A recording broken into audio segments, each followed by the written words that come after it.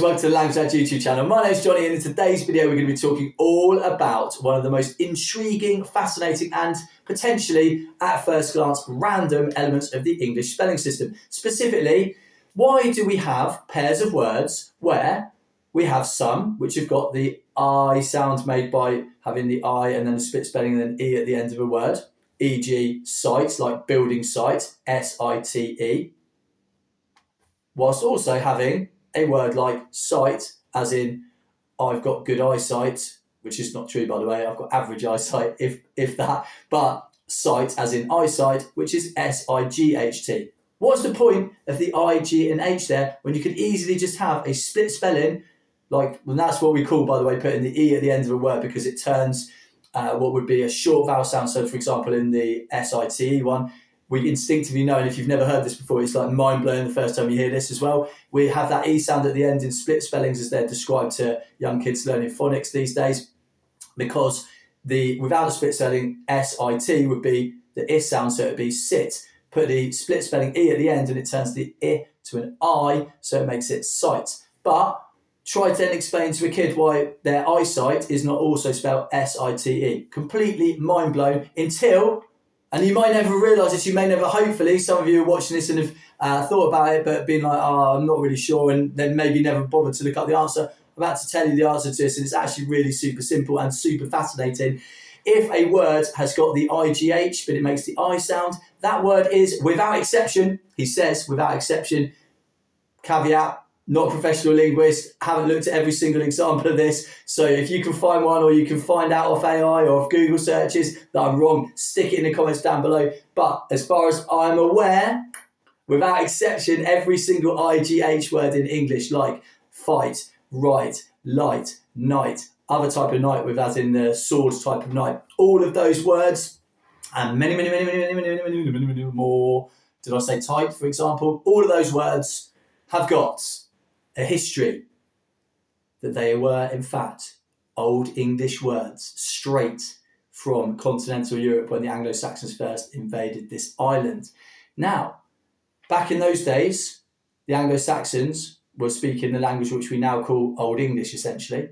And that language had, for those words, it didn't have the I sound that we have today. In fact, it had in the middle of that word, and again, not a professional linguist, probably going to get this slightly wrong because this is not a native sound for me, and I've tried my best to get this right, but whack some comments in down below if you're really into this and you think, yep, you've got that sound wrong. That'd be super interesting to let me know exactly how I've got it wrong, because I'm sure some people will be able to analyse that if you're that way inclined. But for those of you who are not pro-linguist, this is going to be a close enough approximation without me getting this exactly right. It is a guttural sound at the back of the throat, which has a voiced and an unvoiced version. So if you want to know what voiced and unvoiced sounds are, I've done a video on this the other day, so feel free to look that up on the channel. But a voiced sound is one that utilises your vocal cords, and an unvoiced sound doesn't. So there were voiced and unvoiced versions of this sound originally, but when English was being transcribed by the French scribes into becoming Middle English, all of them decided to use one of the old ways of representing this sound, which was to use this IGH for this sound, or the GH for this particular bit of the sound. So what was this sound? Well, this sound was very similar to the CH at the end of the Scottish word loch. Okay, but again, not a professional linguist, so I've got that slightly wrong, I'm sure. But it is found in many modern German words, which, for example, are super fascinating because they are direct cognates, which means born together, so like of the same origin as many of these English words that we're talking about that have this example. So, for example, the German word right has this back of the throat sound. So the German word right in this day and age, right now today, is recht. Recht. Das ist recht. That's right. Das ist recht. Recht.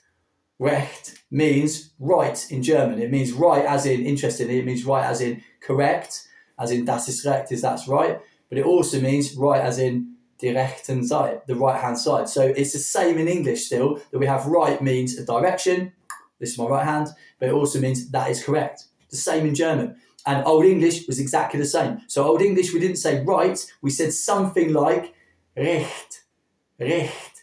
Now that vowel sounds a little bit off as well, but it was something like recht. Same with night. Modern day night, as in, oh, it's night time outside. Clearly it's not, because the amount of sun pouring in through the window as I make this video. But the light as in, the night as in night time was not night, it was nicht or necht. I'm not certain on that vowel sound at the start. Nicht. Okay. Now, interestingly, German, modern German, has that word as Nacht. So, es ist Nacht.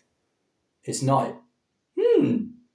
That's so cool, huh? So, you can see that these words where the IGH is basically redundant in, if you formalise spelling now, you'd probably just go for the split spelling and make them all like building sites, turn them into that. So you'd say night would be NITE. You'd say site would just be homophone, which means sounds the same between building site and eyesight. You say light, LITE. You say fight, FITE.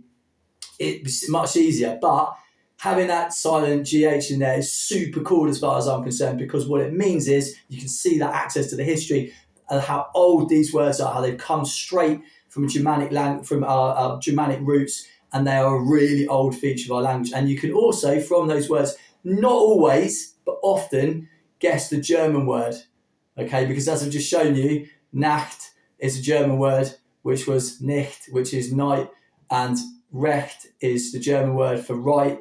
And there's a few others, light in English, Licht in German, loads of examples like that as well. And they don't all work, okay? So for example, so the German word for fighting is Kampfen, so that's nothing to do with the English word fight. But if you look back in the history, I'm sure there would be something which has changed its meaning slightly. And if anyone knows down in the comments, that'd be amazing, which has means that there'd be a similar word in German in the history of German, which may now be extinct in that language. But it just gives you this insight into the history of these languages, having these things in our spelling system that seemingly are so random, but actually have such a depth of history to them. It is super cool, and also allow you to get a pretty good guess at learning these, being able to say these words in German, which is so cool. And in many cases also in Dutch, but that's another story that I don't want to get into 7 minutes into the video. So I hope you've enjoyed that, guys. It gives you an insight at the very least into why we have that seemingly totally bizarre IGH in the middle of words, because actually it isn't bizarre. It's all to do with the cool depth and history of this amazing language that I am speaking and that you legends are understanding right now. Right now! Recht nu. Right now. That's another video I should do, actually. The changing meaning of now over time. So I'll leave you with that one. At some point, there will be a video on this. The changing nature of the word now. Woo! Hope you've had fun, guys. If you enjoyed it, please do give a thumbs up and subscribe for future language-related content. Have a lovely day. Ciao for now.